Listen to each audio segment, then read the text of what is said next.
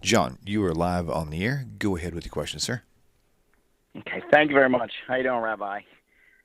Doing all right. I'm just going to make a quick statement, and then I'll ask you my questions. That way I can just get everything through here. First, I've been listening to you, but I just want to say that I don't think Hebrews suggests that Christianity has replaced Judaism. He's making a distinction between the present age and the world to come in Hebrews 2:5.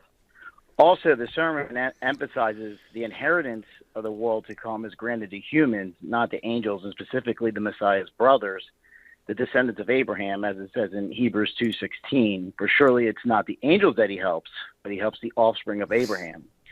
Accordingly, the Messiah had to be made like his brothers in every respect, so they might become merciful and faithful high priests to the service of God. Now, my question is, first, there was no such thing as Christianity in the first century. And second, Hebrews is not concerned. What, you said there was no Christianity in the first sorry. century? Rabbi, I apologize. I didn't have you turned up in his ear. Go ahead and answer the question there for you, John. You said there's no Christianity in the first century? There's no such thing. It's within the Messianic movement, because Hebrews is more concerned with the age to come in Hebrews 2:5. There is no such thing as Christianity in the first century. That's a development over time. Well, all right, let me just ask you a question, because I confess I don't know what you're talking about. I didn't mean that. I meant that I don't understand you. You're saying that by the year 100, there was nobody who believed that Jesus was God's only begotten Son, and that Jesus died and rose on the third day. And if you believe in his death and resurrection, you're saved. And if you don't believe in it, you're damned. You don't think anybody believed that in the first century? Well, I'm actually focused on Hebrews, which was written way before the 100s, because Hebrews is more like a sermon. It's more concerned again. I'm not concerned with whether it's a sermon or an epistle. I'm just asking you a question. The core doctrines of the church, that Jesus is God's Son who died for the sins of the world, and if you believe in him, you're saved. If you believe in his resurrection, you're saved. You're saying no one believed that in the first century? Of course, they believed that in the first century. So what is it about the term Christianity comes much later. The I don't know apostles were Jewish. is this an etymological question where you're just using the word Christianity in a different way than I am? I think what you're doing is you're reading. I don't know if you're reading commentaries on Hebrews and reading back into it, but from a first century's perspective, I think your arguments would be just deficient, because they were Jewish. They weren't Christians. I mean, now Gentiles were coming into the faith, of course. What is a Christian to you? I'm not sure if I'm not following you, or you just using the word Christian differently than I am. Are you using the word Christian differently than I am, or is there some substantive difference between me and you? Is this an etymological question, or perhaps we're using it? So yes, maybe from a historical perspective, yes, I think we're using the word Christian, because there was again, the only time Christian is used in the New Testament is as a reference to a group of people. They didn't directly call themselves Christians in any way. That's maybe true. People who we can look back and say, see, I think we can agree on this, and therefore we can dispense with this conversation. I think we agree that the earliest Christians did not refer to themselves as Christians, and the word Christian, while used in the New Testament 3 times, is not used by people who are Christians, but we can, looking back in time, just like the earliest Methodists didn't use the term Methodist, Calvin certainly didn't use the term Calvinist. It's not to say that you can't believe in Calvinism because Calvin didn't use that term. Is this about a term or a substantive issue? So is this a teleological issue? I guess my main concern is listening to your commentary on Hebrews. But you made a comment that Christianity, the sermon of Hebrews is concerned with Christianity replacing Judaism. That's not true. It's concerned with the world to come, Hebrews 2:5. It's concerned with I'll grant you. I'll grant it's concerned with the world to come. I don't know why that moves any pieces on the board. Could we just do one thing? Could we concede this point that although I'm willing to concede it, the original Christians or the original believers in Jesus did not call themselves Christians. I'll just concede that point. But we conventionally, in our lexicon, refer to the believers in Jesus, the first believers in Jesus in the first century, as Christians, and we'll just could you just concede that point that that's conventional? Because if not, then we're going to be. Could you just tell me that we're okay on that point and we'll move on? I would say yes. If you like how you and if I can answer one more point after I concede. But yeah, we agree on that. We're just going to use you just like Calvinism. The term Calvinist was invented by a Lutheran. I grant, they don't care. Calvinists today will say I'm a Calvinist, although Calvin considered that to be objectionable. But we're just using the word Christian, so let's do that, and we're not going to make an issue over etymology and how they refer etymological issues. It's a fallacy, really. The question is, in substance, they were Christians in what Christians today regard a Christian belief, right? You're on board with me on that? Well, I would say that now I think it kind of really took a big turn because again I go back to Hebrews, like the whole argument about the Messiah being better than the angels is not true. What the argument is that it's not the world to come that the God of Abraham, Isaac, and Jacob is giving the world to. He's giving it to humans, and he's giving it to the descendants of Abraham, who Jesus represents as the Messiah. He's the first human to enter the heavenly sanctuary. It's not about replacing Judaism. It's a continuation. It's 36. So, John, go if you want. Let's go ahead. I'm really not getting your point. I want to concede all these points. I concede everything. What Hebrews is saying. Let me just say what Hebrews is saying, and then you just argue against it if you like. Hebrews is not written by Paul, but it's certainly Pauline. The essence is that. The essence is that the commandments intrinsically, I'm talking about ritual commandments, are no longer binding, and that's part of an old covenant. That's only a shadow, and the essence is Christ. As you'll find in Hebrews, you find that kind of language used by Paul in Colossians chapter 2. That's the main thing. The main issue is that the sacrificial system, the animal sacrificial system, really never worked. I'm pointing now to Hebrews 8, 9, and especially 10. It's all a shadow of things to come. It's all talking about Christ. Sacrifice and offerings you did not desire, but a body you have prepared for me, Hebrews 10, verse 5. Would you agree that that's what the book of Hebrews is arguing? Actually, I would not. I would say that the sacrificial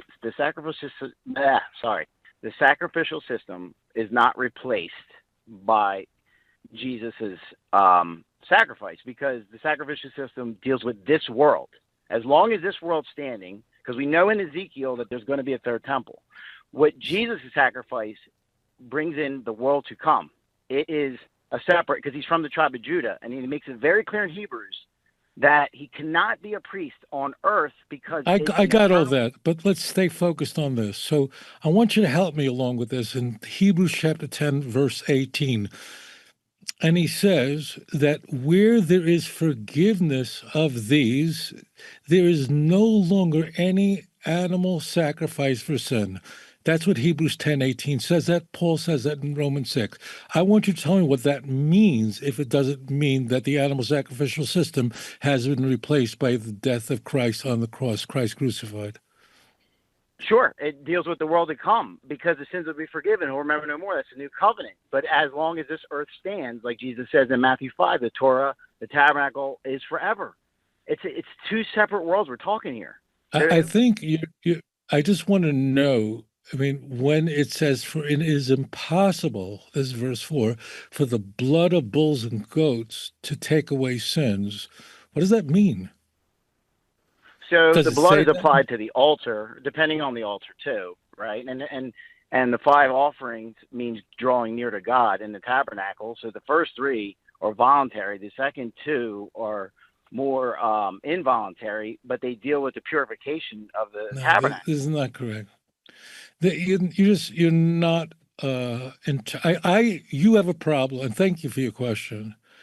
See, you have a problem, and that is the book of Hebrews is completely incompatible with Tanakh, with the Jewish scriptures. You're very well aware that the animal sacrificial system is returning in the Messianic temple in Ezekiel 45, verse 20 and 22 especially. It's very clear in both Hebrews and Romans that now that Christ has died, there's no longer a need for the animal sacrificial system, and the entire animal sacrificial system is only a shadow of things to come, namely Christ crucified. Hebrews 10 begins this way, for since law was but a shadow of the good things to come. That's why Paul says in Colossians 2, 16, 17, let no one urge you, tell you about the things you eat, drink, about your holidays, about your new moons, because these laws are only a shadow and the essence is Christ.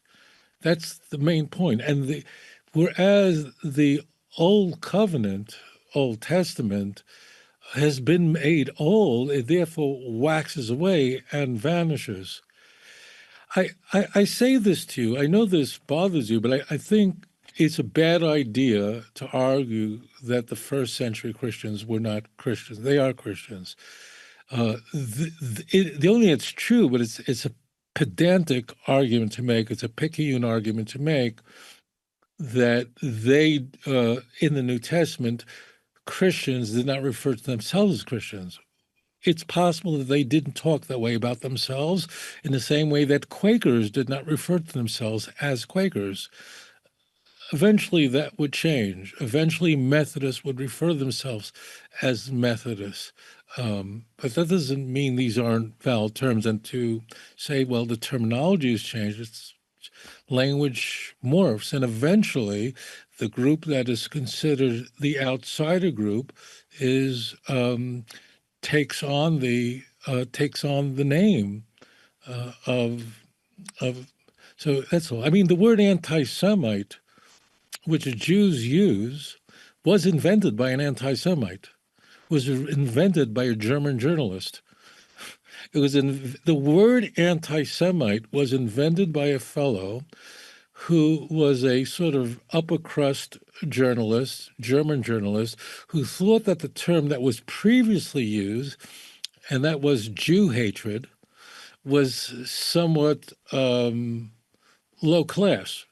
So he wanted to come up with a term about that conveyed Jew hatred, but was conveying in a way that was, in German, heuch.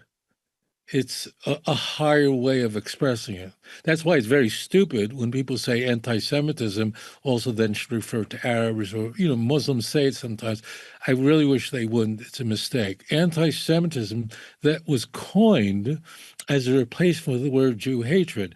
Jews then adopted the word anti-Semitism from an anti-Semite because it uniquely conveys the hatred of Jewish people. So don't get caught up in these linguistic issues. It's not relevant whether the earliest Christians use the word Christian about themselves. It doesn't matter. In conventional language, they would.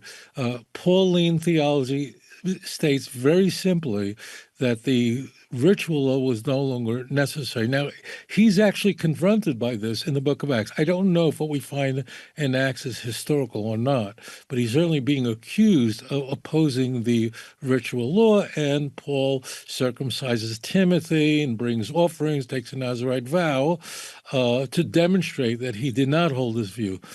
Do I believe that the Book of Acts is trying to solve this very early dispute and show that everybody's on the same page? Yes. Is it for that reason that circumcision of Timothy and these offerings are not mentioned in Paul's letters? Do I believe it? Absolutely. But I'll leave that up to you to find out. But don't use the anthological argument to make the case. It's a very, very weak fallacy.